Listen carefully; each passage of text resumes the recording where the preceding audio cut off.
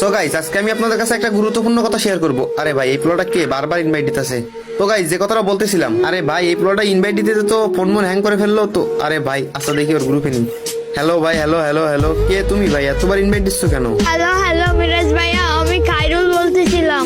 ও আচ্ছা, খয়রুল, তা তুমি এমনি কথা বলছো কেন? আর তুমি বট আইডিতে কি করো? ভাইয়া ভাইয়া, আমার ওই আইডিটা হ্যাক হয়ে গেছে। আমি একটা ডায়মন্ড সেলারের কাছে ডায়মন্ড হপ করতে দিছিলাম, সে আমার আইডিটাও মেরে দিছে, আবার টাকাটাও মেরে দিছে।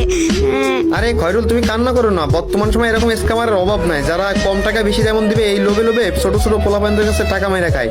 আর তুমি তো জানো যে আমি নিজেই টপ আপ করি, তাহলে তুমি অন্যজনের কাছে টপ করতে গেছো কেন? আমি নিজেই তো টপ আপ করি।